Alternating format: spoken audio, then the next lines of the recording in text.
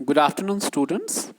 मेरा नाम है डॉक्टर मतीन एंड मैं आपको पढ़ा रहा हूँ पॉलिटिकल साइंस, जिसको हम स्विक्स भी बोलते हैं। ठीक है, तो आज से हम यूनिट सेकंड स्टार्ट कर रहे हैं, जिसका नाम है स्टेट गवर्नमेंट। स्टेट गवर्नमेंट में हम ये पढ़ रहे हैं role of health, role of state government in health. तो ये हम स्टार्ट करें। आप देख ये इमेजेस देख सकते हैं। ये जो बीच में एक इमेज है, it's about a hospital bed. Hospital में बेड्स लगे हुए हैं। आप देख रहे हैं कि एक एक हाइजीन देख लीजिए, क्लीनलीनेस देख लीजिए। एक एक बेड पे एक एक पेशेंट है।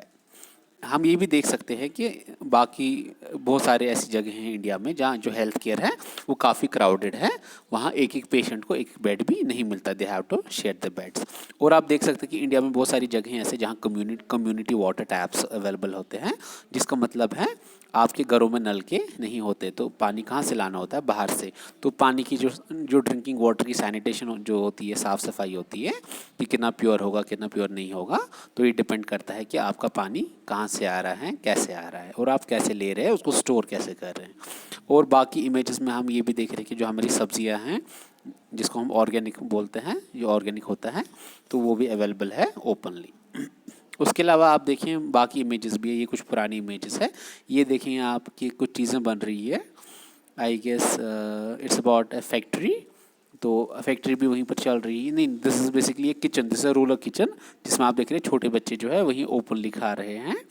तो इसमें सैनिटेशन का ज़्यादा ध्यान नहीं दिया जा रहा है। तो अब हम देखेंगे कि गवर्नमेंट का रोल क्या होता है हेल्थ केयर में। तो कहते हैं कि एक डेमोक्रेसी में जो लोग हैं वो एक्सपेक्ट करते हैं कि गवर्नमेंट उनके वेलफेयर के लिए, उनके भला और बहबूदी के लिए काम करे।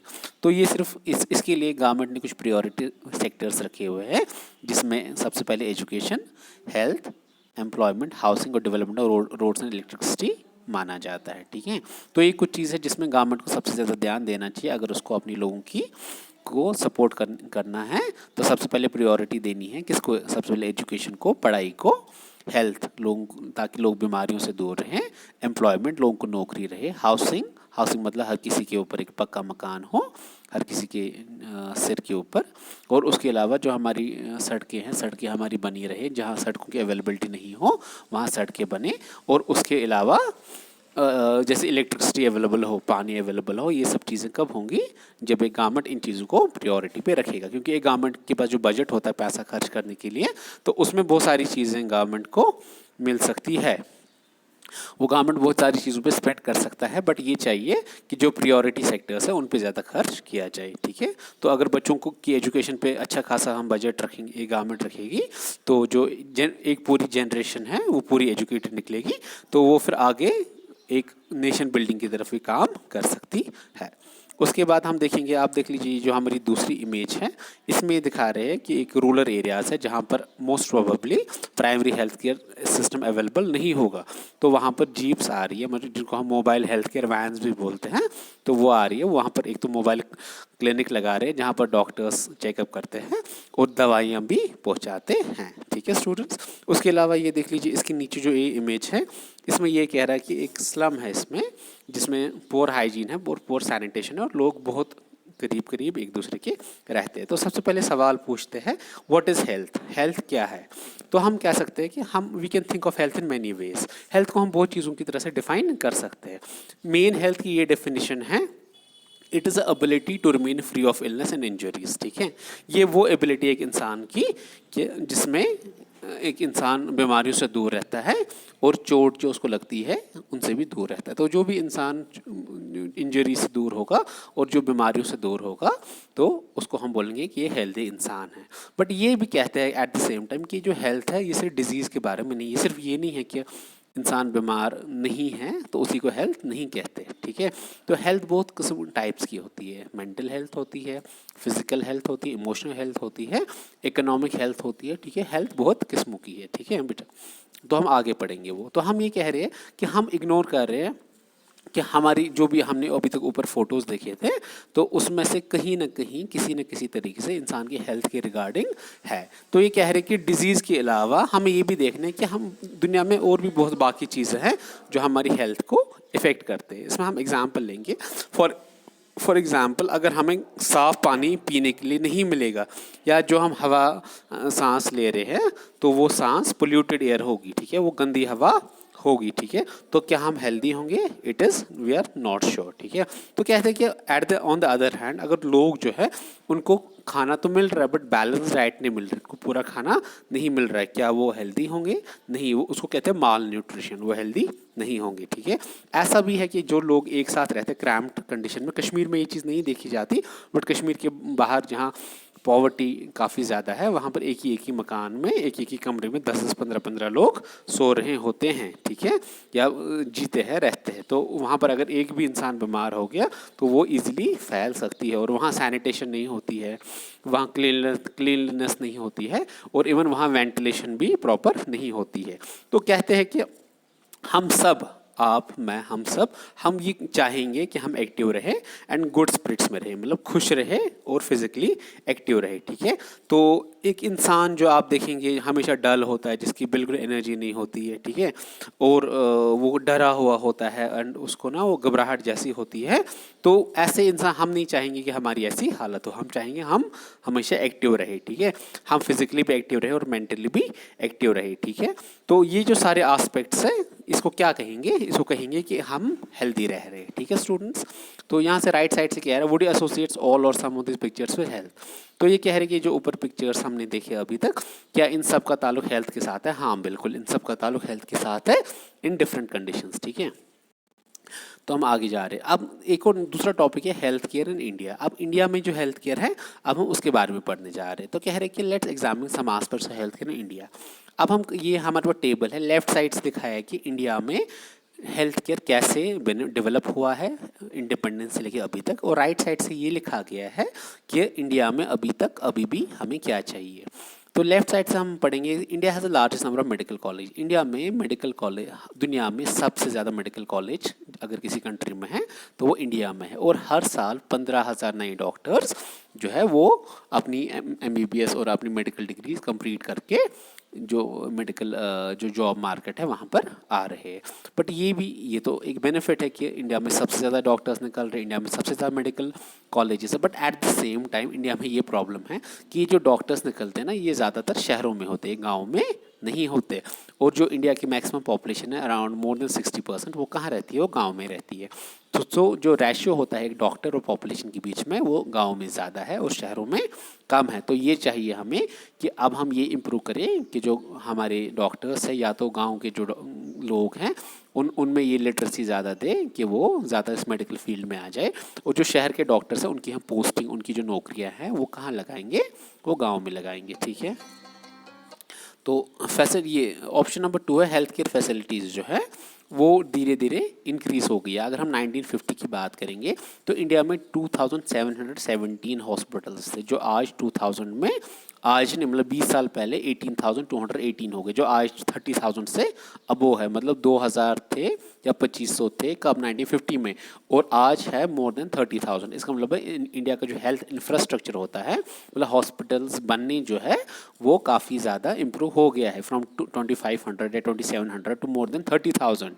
मगर इसी एट द सेम टाइम ये भी प्रॉब्लम है कि इंडिया में हर साल 5 लाख से ज़्यादा लोग ट्यूबरक्लोसिस जैसी बीमारी से भी मरते हैं, ठीक है। तो ट्यूबरक्लोसिस ऐसी बीमारी है जो बिल्कुल ठीक हो सकती है, डॉट्स इसकी दवाई होती है, उसे ठीक हो सकता है, बट स्टिल इंडिया में हेल्थ इंफ्रास्ट्रक्चर इतना कमज़ोर है कि अभी भी 2020 में भी इतने सारे डॉक्टर्स हो के भी, इतने सारे मेडिकल कॉलेज हो के भी, इतने सारे हॉस्पिटल्स हो के भी, और इतना सारा हेल्थ का बजट हो के भी कितने लोग, 5 लाख से ज़्यादा लोग किससे मर रहे हैं? सिर्फ एक डिजीज़ ट्यूबरक्लोसिस से। अब पॉइंट नंबर 3 ये है कि इंडिया में ना मेडिकल टूरिज्म, आप बोलेंगे सर मेडिकल टूरिज्म क्या होता है? मेडिकल टूरिज्म मतलब होता है कि जो लोग हैं वो पूरी दुनिया से आते हैं इंडिया में इलाज कराने के लिए। इंडिया में बड़े बड़े हॉस्पिटल्स हैं मेट्रोपॉलिटन एरियाज़ में, दिल्ली में, मुंबई में, बैंगलोर में, जो वर्ल्ड क्लास हॉस्पिटल्स हैं। तो अफ्रीका, एशिया, अरब कंट्रीज़, साउथ अमेरिका, वहाँ से लोग आते हैं इंडिया इलाज करने के लिए। बट ये तो एक पॉजिटिव है क्योंकि इंडिया में इतनी अच्छे हॉस्पिटल, एक तो हो गया हॉस्पिटल्स होना, दूसरा हो गया बहुत ज़्यादा अच्छे हॉस्पिटल्स होना, ठीक है, इंडिया में ऐसे हॉस्पिटल्स है।